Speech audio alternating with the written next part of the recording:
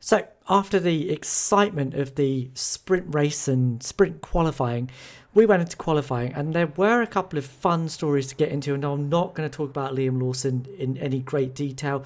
That story is one that's going to roll on, I think, for the next couple of weeks at least. I hope he makes it that far, but the writing seems to be on the wall. No, I want to talk about George Russell and Lando Norris. As you can see, my friend Ammar is not here. That I have taken as permission to talk positively about George Russell. Please bear with me. These two guys both came at qualifying, I think, in very different ways. If we look at Lando first, Lando has been batting off comments from his rivals and from the media, really, where they've been saying, look, you've got a car that can challenge for a title. It's head and shoulders above everybody else. And he's saying, no, look, I don't like it. It's actually really difficult for me to drive. And this was backed up pre-sprint qualifying by Neil Howley, the McLaren technical director for chassis, who said that, look, we have a dichotomy here. We can make the car easy to drive, but if we make the car easy to drive, it's not fast. The fastest way to have the car is to have it a little bit loose at the rear end, because if it's loose at the rear end, yes, it's difficult to drive, especially in the faster corners. You have to be able to hang on to it, but that allows us to put a bit more front wing into the car. So it means that when the car attacks the slower corners, there is enough downforce. It doesn't just wash wide and bleed time. This is the dichotomy that has been plaguing Red Bull as well. Part of the reason that I think that Red Bull is so keen to continue down the path they're going, even though it's detrimental to the guy in the second car, is that, especially in a season where technically they're not absolutely at the front, when they've got a driver like Max who's absolutely able to maximize that loose rear end and get closer to the theoretical best pace that car can deliver, they're going to have to keep going down that route. Because even if Liam can't deal with that rear end, Max certainly can, and he's bringing home the result. And Lando, I think, wants a piece of that action. He's saying, look, just give me the fastest car that you can and I will adapt. I think that's commendable. It's great. It's very Senna-like, isn't it? Just give me the car and I'll just drive it. But the problem is that, yes, he's had the odd lap, especially in free practice too, where he was super, super quick. But he has littered those brilliant laps with laps that are full of little mistakes that bleed away time. That, I think, is what eventually happened to him in Q3. Commendable. That's a word to remember, but it's not... It has to be backed up with ability. And I hate to say it, but Lando just has a little bit of an ability gap. And maybe he'll bridge that, but right now he's not able to live with that rear end, even if he wants to be able to. And that knife edge isn't allowing him to deliver his best work. Now compare that with George. George said after qualifying, when asked how did he get that incredible lap that stuck him on the front row, splitting the McLarens, who are ostensibly faster cars, he said, look, we were nowhere in Q1 and we had to experiment with our prep laps, getting the tyres absolutely in the right window. We went fast, we went slow, we went ultra slow in our prep laps, and eventually that ultra slow prep lap, which in fact they copied the racing balls to do that, netted him second on the grid. Two very, very different approaches. George was much, much more Prost-like, another driver that Ammar doesn't get on with, but I think is apt in this scenario, setting up the car to make the car as brilliant as it can be for you to exploit it with the skills that you have, not the skills that you want to have. That, I think, is the key difference here. But we are going to look a little bit at some of the telemetry that came from those two laps. So I've got here Lando in papaya and George in turquoise on their best laps in Q3. And I'm looking first of all at sector 1. So in sector 1, this is the really horrible tightening right-hander that then switches back to the left-hander of turn 4.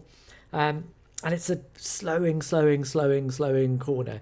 You can approach it in a few different ways. You can see here that George and Lando both do approach it in different ways.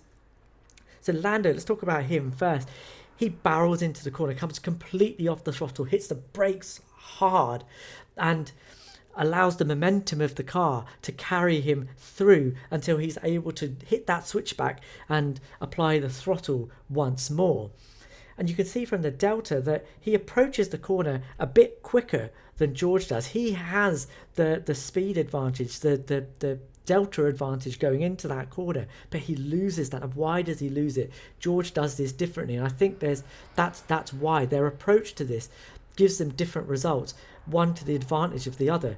George comes off the throttle gradually and he overlaps it. He's trail braking essentially into that corner, applying the brakes but not coming completely off the throttle. And that allows him to maintain a higher minimum speed. Yes, when he initially hits the brakes, Lando is a little bit ahead, but you can see that George actually over the course of that corner maintains a higher minimum speed because he isn't coming out of the throttle. I think that's because he has a bit more confidence in the rear end and he's able to just balance out the rotation of the car.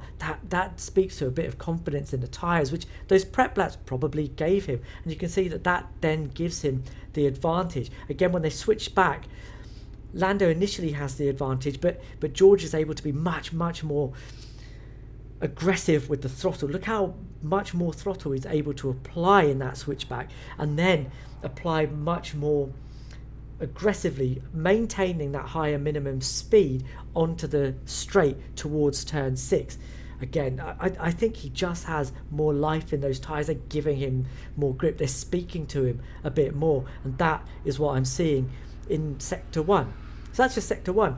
Let's have a little look at Sector 2. So this is turn 6, that hairpin into the sweeps that initially turn left, which just need a blending out of the throttle, and then into turn into the right-hander, which needs the brakes and coming out of the throttle a bit more. And we can see that into the hairpin, Lando actually brakes earlier, and he does apply the throttle a bit earlier as well, but George is able to come off the throttle and brake much later than Lando is. And you can see in the Delta that costs Lando. And for me, again, that suggests that George has been much more happy with the tyres. He's happier with the way that they're performing for him, allowing him to brake deeper and later into that corner. And that pays him back because he then is able to apply the throttle much more evenly, progressively. So his end of straight speed, his speed going into that first braking zone for the right-hander is much higher. He also needs to come out of the throttle much more progressive than Lando is, who has to take a big lift and come out of the throttle more than George does.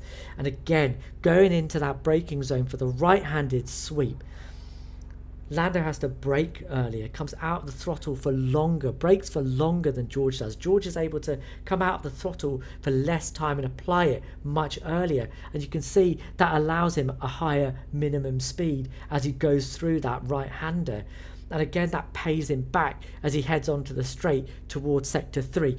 All of this speaks to somebody that has more confidence in the machine underneath them, and that stems from the tyres. That's what we've been talking about this entire weekend and the previous weekend in Australia as well. Prepping those tyres was key last year. It's just as key now, and George went into that with a much more analytical approach. Lando feels much more like I'm just going to drive what I brung.